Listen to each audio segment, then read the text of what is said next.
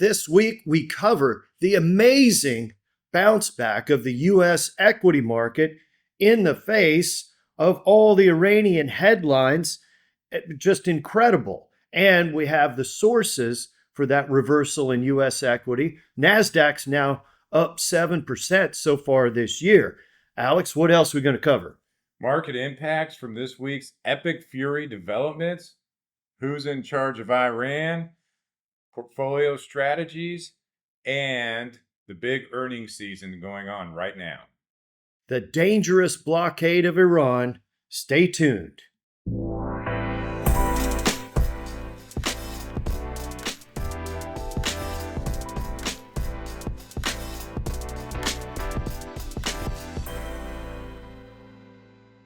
Welcome to the April 27th, 2026 advanced report for McGowanGroup clients, because we love our clients, and this is the research that you would expect your wealth manager to do each week. Better yet, we bring it to you. What are we doing? Why are we doing it? Alex, there was a big 10% correction when Epic Fury started. Yeah, right. That's gone. And it's over. There was all kinds of headlines. Sell everything. Sell everything. Sell everything. Global recession coming. Now, but that's not been the case. We're about to show you why the portfolios held their own well and stayed up during that. You know, in this grid here, there's something that we have not seen in a long time happening right now. Okay, this explains the big reversal that's taken place. S&P 500 up 13 to 14% from the Epic Fury lows. It's like a big reversal. And Alex, take it away. This was part of it right here. That's right. So in this grid, you'll see 137 companies reporting out of the 500 S&P companies. Earnings growth 25.32%. 81% of the companies reporting have beat their estimates. But what we haven't seen in a long time are two things. Energy and materials. Their earnings growth, tremendous. When was the last time you saw a plus 25% earnings growth in energy? It's been like watching paint dry, right? We're saying, well, it's deep value. We're getting a dividend. But it woke up, right? Finally woke up. And look at this. The materials up 103%. Yeah. That's, wow. And tech is still hot, too. We're going to cover that as well. The pipelines woke up. See, 26%. And it was even higher. You know, go back right here. It was higher. 32 more than 20. That happened to be about the time that the S&P was down 10%. So the pipelines and the oil and gas helped the portfolio. We'll call it a dirty hedge. Right. Dirty hedge with cash flow. Dirty hedge with cash flow. And so not a recommendation for your portfolio too. You come down and get a plan. Not without price risk.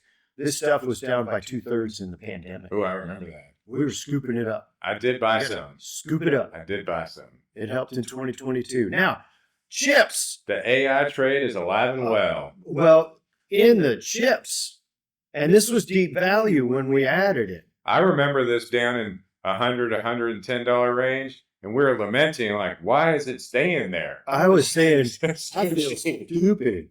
All these other things are going up. What's wrong with Dell? But the earnings were going up, and data centers coming in.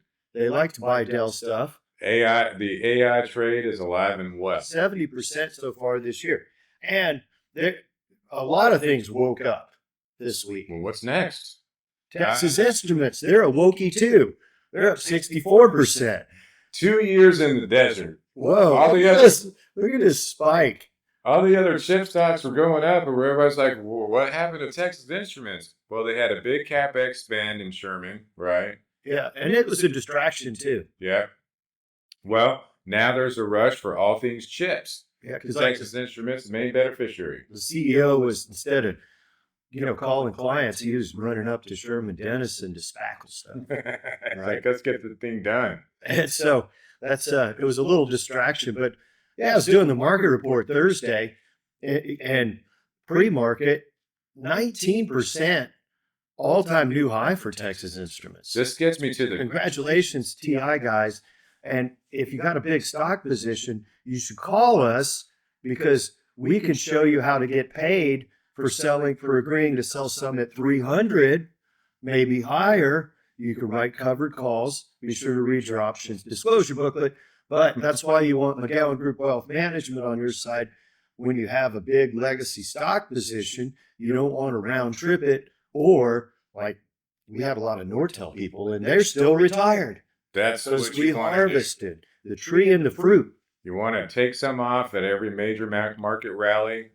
Now would seem like a good time to consider it. Yeah, that'll pay your capital gains tax because it went up by the capital gains tax in a week. Yep. Wow.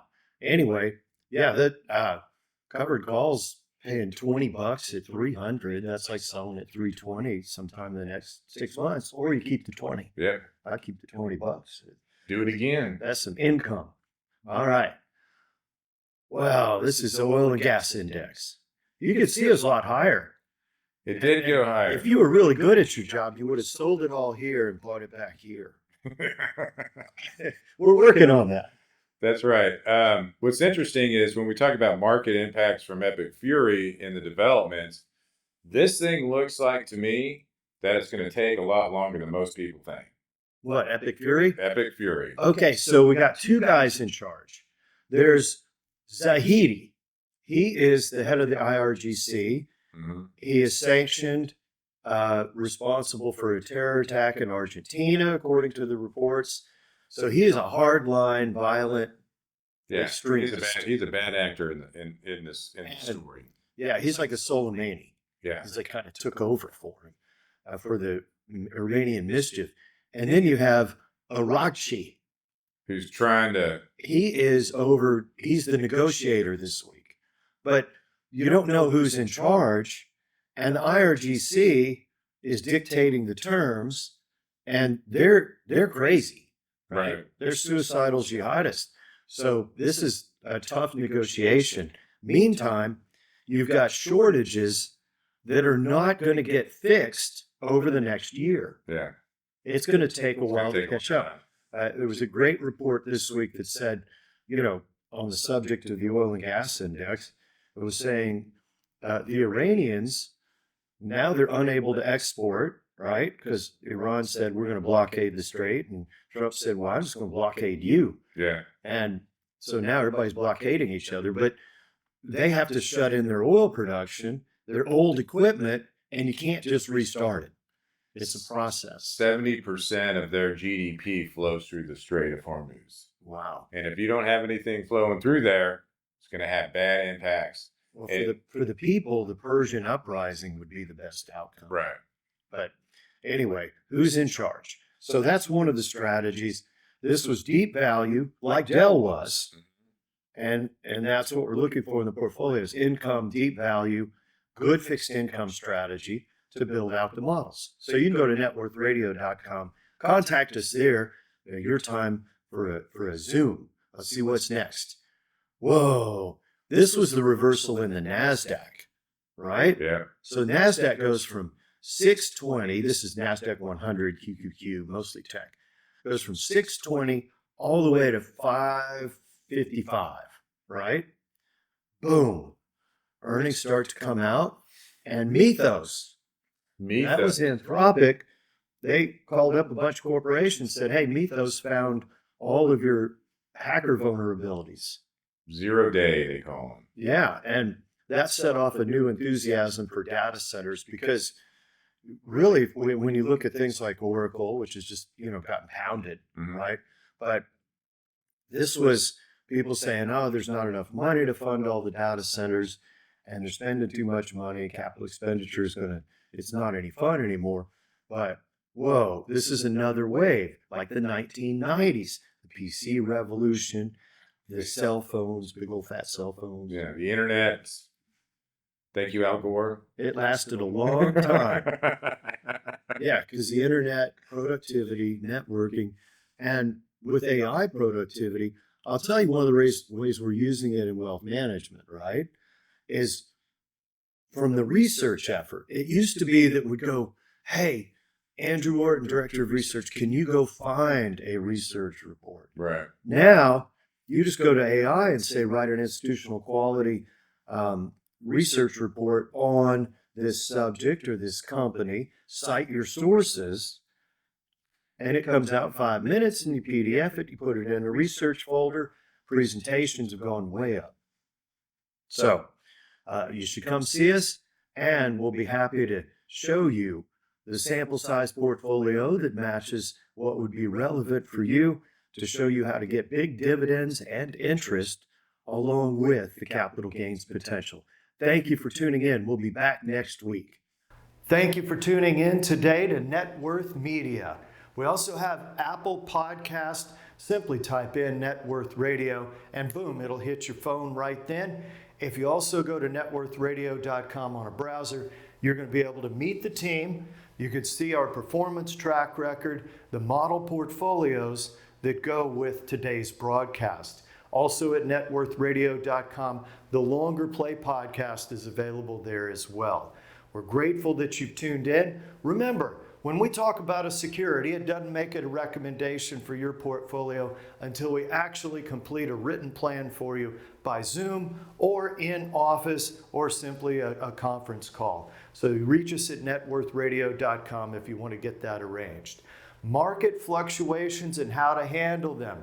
We build high cash flow portfolios, and past performance doesn't guarantee future results, so you do have to be ready for challenging markets. We can build more cash flow during challenging markets than we can when everybody's happy and everything's up, which is when we tend to raise tactical safety. Those allocation strategies are here at networthradio.com. Thank you for tuning in.